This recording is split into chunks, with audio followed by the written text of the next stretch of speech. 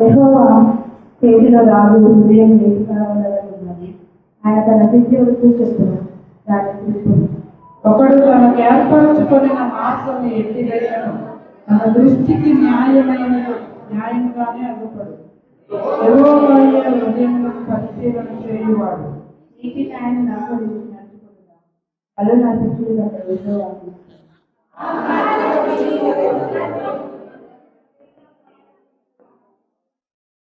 పెద్దల వారి యోచనలు లాభకరము. ఆధునిక పనిచేయవారు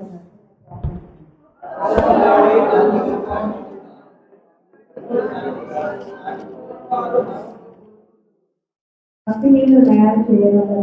వారు చెయ్యి పరిష్కారం వారిని దోషపరుచుని మార్గము ఇంటిని వంకర మార్గము, పవిత్రుల కార్యము యథార్థము. దయాలతో పెద్ద ఇంత ముందు ఇంటి మీద మూడు నడిపిస్తుంది.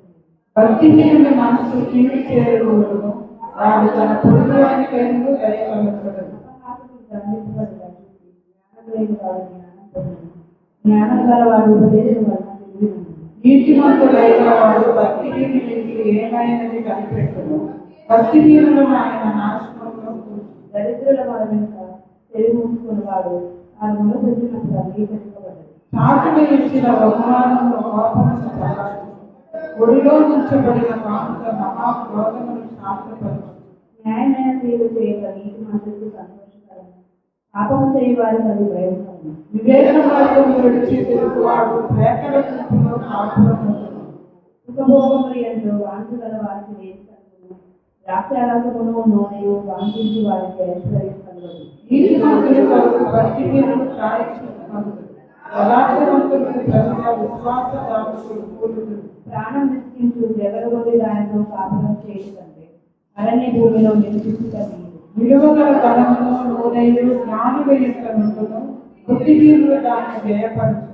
నీతిని కృపను అనుసరించువాడు జీవమును నీతిని కనుగొనుకొనును. న్యాయమైన ఒకడు పరాక్రమశాలుల పట్టణ ప్రాకారం ఎక్కును, అట్టివాడు దానికి ఆశ్రయమైన కోటను పడగొట్టును.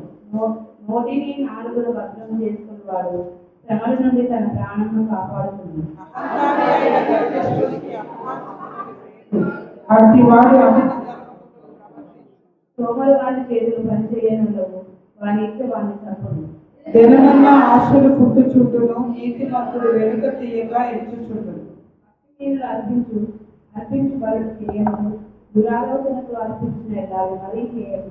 కూట సాక్షి నశించును, విని మాట్లాడేవాడు సత్యము పలుకును.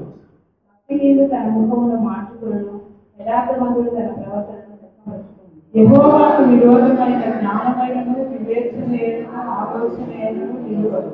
యుద్ధదినములకు గుర్రములను ఆయత్తపరచుట కలుగు గాని రక్షణ యెహోవా ఆధీనము.